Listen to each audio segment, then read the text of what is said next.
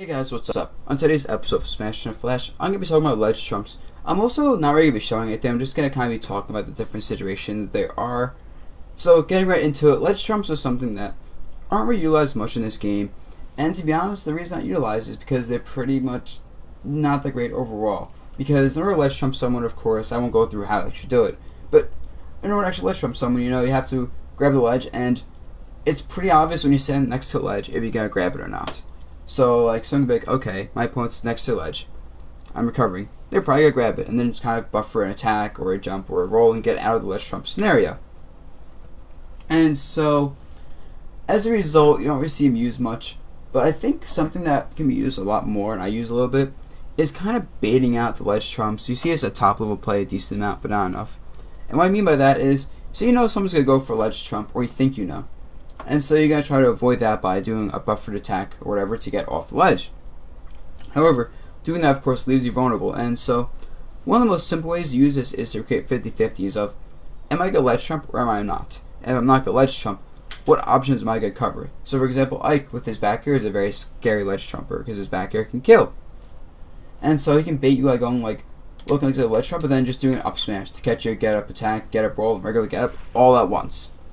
And so I use Ike because of that specifically being a very good kind of ledge trump bait move is the up smash.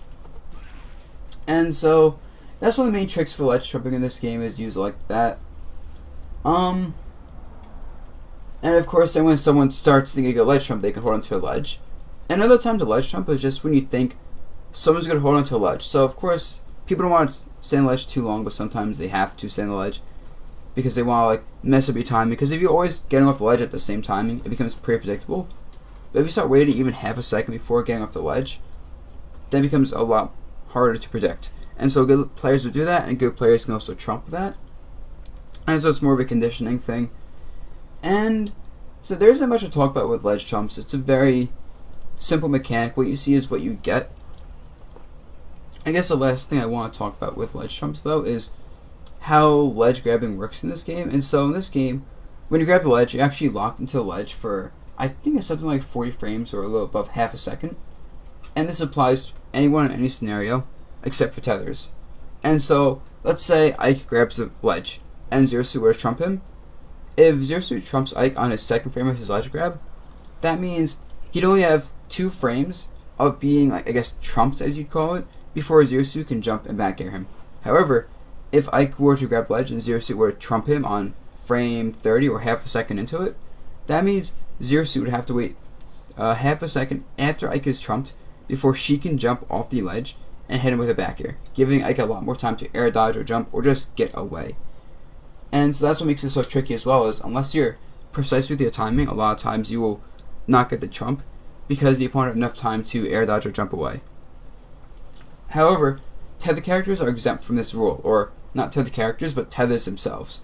So Zero Suit, Link, Toon Link, when they trump someone, they can actually jump off the ledge the frame they touch it. So their timing on trumps doesn't have to be correct. And that's why you see tether characters go for so many trumps.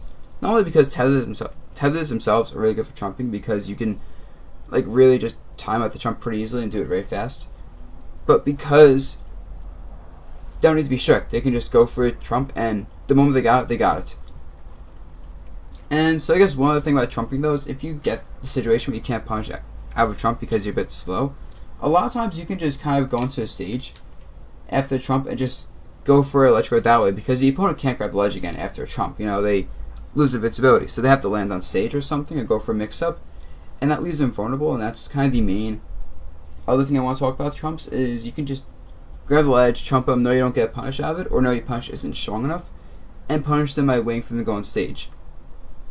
And so that's, I guess, trumping in a nutshell. Like I said, if people have more uses for trumps, I'd actually like to hear. It's a very underexplored mechanic in this game, and I'm not sure if that's because the mechanic itself isn't that useful, or because no one has really figured it out yet. With that said, guys, hope you like this video. Comment, subscribe, give me more suggestions for videos below.